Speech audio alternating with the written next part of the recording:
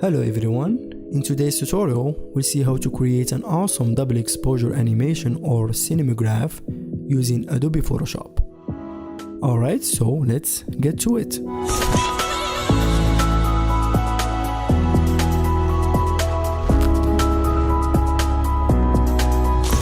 Alright, so let's go ahead and open Photoshop and then take the image you will be using, or you can use the same image I will be using in here. You'll find it down in the link from the description below.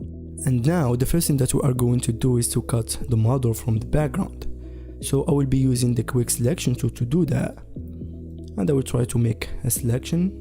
It should be easy because we have a white background, so just try to cover all the areas in here. Alright, and now I'm gonna open the select and mask, and I will try to improve the hair selection. As you can see, we don't have a really good selection for the hair, so I will be using the refined edge to do that. But first I will make sure that smart radius is on, and I will try to improve the hair selection, or bring back some of the hair that we didn't select. Alright, and I will do the same for the beard. Alright, now in this radius in here I will put around 40 pixels to 30, and this will improve it even more, and I will press OK. Alright, now we'll apply a layer mask on this selection by one click on this layer mask icon, and as you can see we have a layer mask in here. Now I'm gonna press Alt or Option, and I will one click on this layer mask, and this will allow me to enter the layer mask mode. And as you can see we still have some gray in here and a little bit of dark areas inside the white area in here, which is our selection. Alright, so we need to get rid of this grayness in here that we have using the dodge tool and the burn tool. So I will switch to my burn tool in here, and in the range I will put shadow, and for the exposure I will put around 40 to 50%, and I will start getting rid of this gray areas in here, as you can see, just like this. And I will do the same in here. I'll try to find all this area that is gray in here. Alright, now I will switch to the dodge tool, and I will do the same, but this time I will make sure that the range set to highlights and the exposure set to 50 to 40%. And I will go this time to the white area in here, and I will get rid of this gray areas that we have.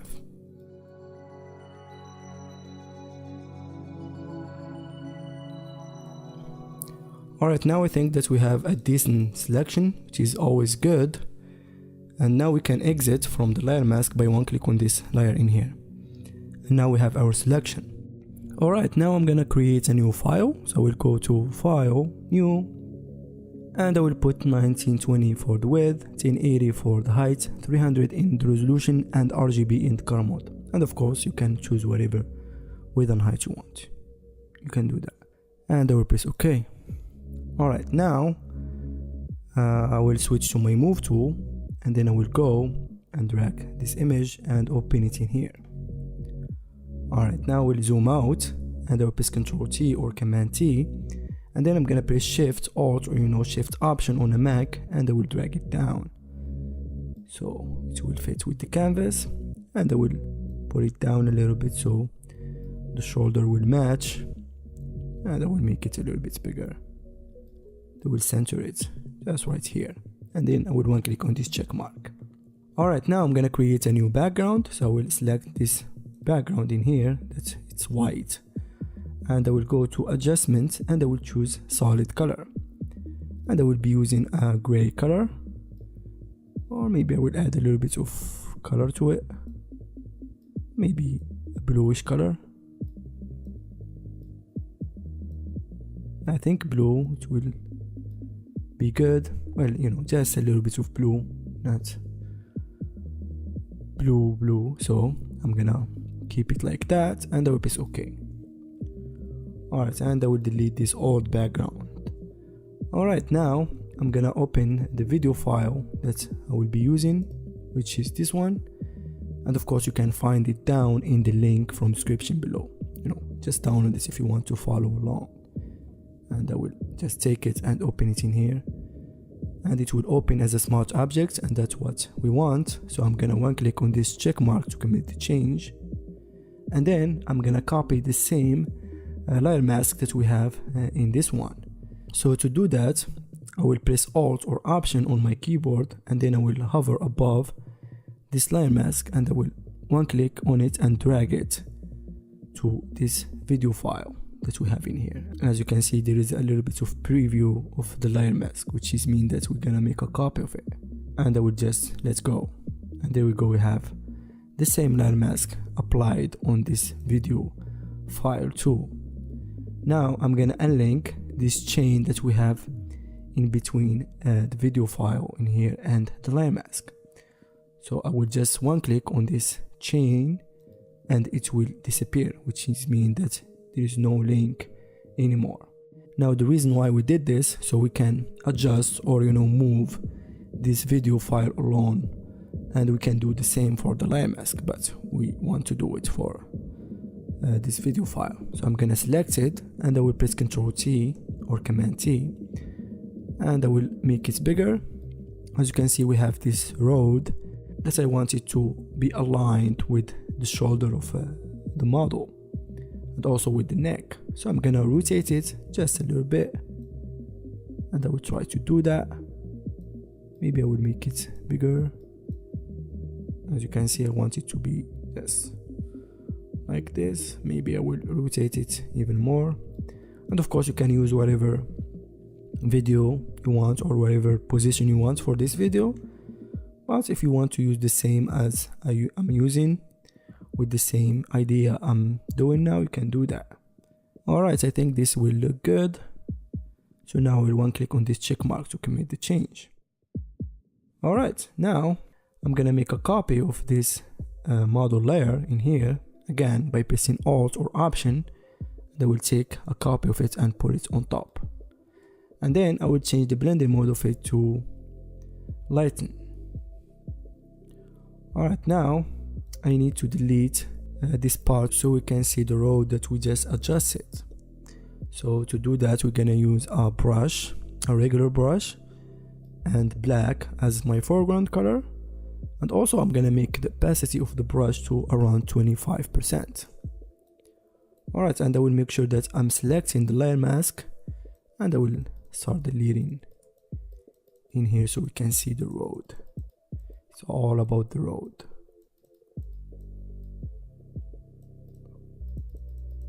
Alright, so something like that, and I believe there is an ear in here, so let's see if we keep it visible, so the road will look like it's going inside our ears. That will be interesting, so I'm gonna do that.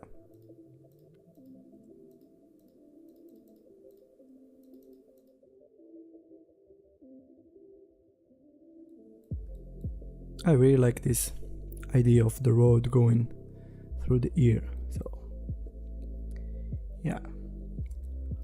Alright, now I want the eye of the model to be visible. So to do that, we're gonna go back to the video file, and then I will select the layer mask of it, and again I will be using the same method. So I will delete using a black color. So I'm just gonna delete this part so you can see the eye of the model, and from the nose in here. And I think I want the beard to be black, so it will match with the forest that we have in here. Yeah, something like this. It will looks interesting. Alright, now I think I would go back to the first layer in here, and I will delete even more from this part.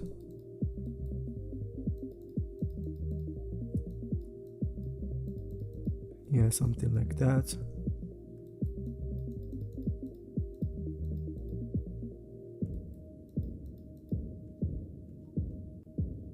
Alright. Now let's go back to the video file, and again I will select the layer mask, and I will just hide this house that we just revealed in here. Alright, so one last thing that I'm going to do is to add a little bit of adjustment, and also I want to add something in the background. So I'm gonna use the same video file that I have in here. I will add it in the background and I'm gonna blur it and make it black and white. So I'm gonna make a copy of the video file by pressing Alt or Option again, and then I'm gonna drag it under this model layer that we have in here, and I will delete the layer mask because I want it to be the whole video in here. So I'm gonna right click above the layer mask and choose delete layer mask, and as you can see we have the whole video. Now I will go to image adjustment and I'm gonna choose black and white, and you know, because it's a smart object, I can apply the adjustment in it as a smart filter. Alright, now we have it black and white. Alright, now I'm gonna add the blur to it. So we'll go to filter and I will choose blur, Gaussian blur, and I will add around 7 to 10 radius pixel. So I'm gonna keep it 9 and I will press OK. And then I will change the blending mode of it to soft light, and I will reduce the opacity to around 50%.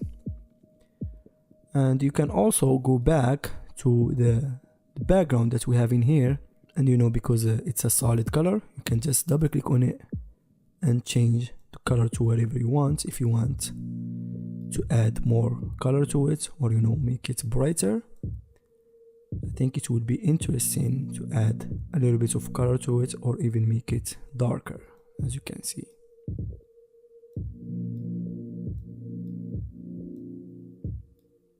Yeah, I think this looks really good, and I will press OK.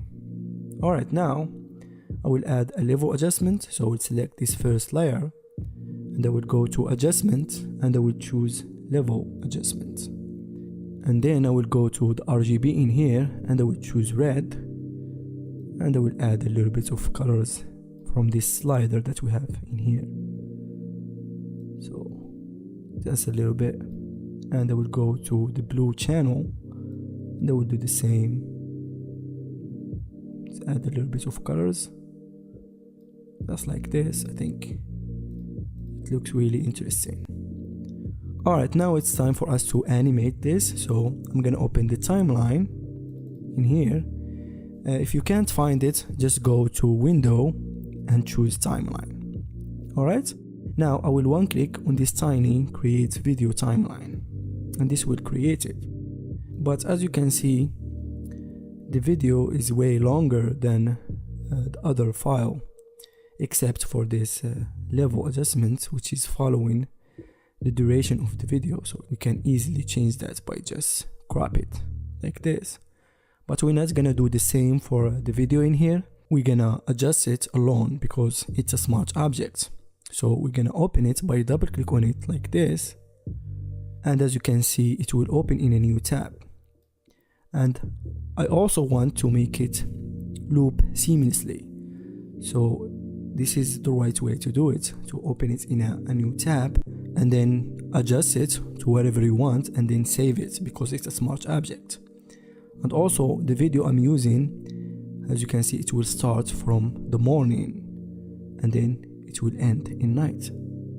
And because it's longer than 5 seconds, if I just use this first part, you can't see the night part, and I want that. So I'm gonna start it from here. Yeah, I think just right about here. So I will just crop this part like this, and then I will go to the time in here and I will double click on it and I will put 5 seconds, and we just, to be precise, it's 5 seconds like this, and I will press OK. Now I will crop it again like that, and now we have 5 seconds, but it won't loop seamlessly. We need to do that. So first as you can see, we have it in here in a video group. So I'm gonna right click on it and choose ungroup layers. So we have only the video in here. And then I'm gonna create a copy of this video layer by dragging it to the new layer icon. And now I'm gonna select this copy that we just created, and I will go just right about the middle, just right about here, and I will cut it. And now we have two parts. So now we know that the last frame of this part will match the first frame of this part. So I'm gonna select this part and put it to start from the beginning, and I will do the same for this second part. It will start from the end, and then I will go to the middle of this part, just right about here, and I will crop it just like that. And I will do the same for this other part in here. I will go just right about the middle, and I will crop it. And now I'm going to add a fade transition in the end of this part and a fade transition in the beginning of this part. So I will go to this transition icon, and I will take this fade and I will drag it to the end of this part, and I will do the same for the beginning of this part. And now if I preview it by one click on this play button, you can see it will loop seamlessly, as you can see. Alright, now I will close this tab, and I will make sure to press yes to save the changes in the smart object. And now we have the time matching with every layer in here. So let me put the time to 5 seconds, and now we can preview it and see it in action. And as you can see, it looks really good. So now it's time for us to save it. So we'll see how to save it as a GIF or a GIF format, and we're gonna also see how to save it as a video, so in case you want to publish it on Instagram. And of course we know that Instagram doesn't allow a GIF format, so we're gonna do that. So let me stop this, and then I will go to File, Export, and I will choose Save for Web Legacy. So we're gonna see how to save it as a GIF or a GIF format. So we're gonna wait for it to progress. Alright, so it's finished progressing. Now as you can see, it's a really large file, and if we save it like this, it will be around 53 megabytes, which is really not good for the web. So the first thing that I'm going to do is to put down the size of it to 600, and I will one click outside of it to apply my changes. And again, I will wait for it to progress, as you can see. Alright, as you can see, it's already smaller for the web. So the preset that I'm using here is, of course, you need to choose a GIF format or GIF format, and for the color algorithm, I have in here perceptual selected and diffusion in the second one. And just uncheck transparency because we don't have any transparency in here. And for the colors, it's actually up to you. If you want to use 128, the size will be reduced, but also the colors will be reduced. For me, I keep it to 156 because I have a lot of colors in here and I want it to be in a really good color setting. And for the dither, I put 100% and white in the matte, and in the web snap 0%, and for the lossy you can put around 10 to 20. So I think I'm gonna put about 20, and you know just keep everything else the same and click save, and give it a name. So I'm gonna name it busy exposure, and I will click save. Alright, now let's go and preview the GIF that we just created. So I will open it, and there we go, we have a really good GIF format that is ready for the web. Alright, now let's see how to render it as a video. So again, I will head to File, Export, and I'm gonna choose Render Video. And I will give it a name first, so I'm gonna name it Busy Exposure again. And just select a folder. So I'm gonna select the same folder in here, And for the format I'm using is H264. I think it's the best one. And the presets, of course, high quality. You can change it to medium if you want the size to be reduced, and just keep everything in here the same and click render. And again, we're gonna wait for it to progress. Alright, now let's go and see our video, which is this one. So let's play it. And there we go, we have a really good double exposure animation that is ready for Instagram. But seriously, follow me on Instagram. Alright, so I hope that you enjoyed and you like this tutorial and it was a little bit helpful for you. Don't forget to subscribe and comment, and let me know if you try this effect. I would love to see your result, and have a nice day. Thank you for watching.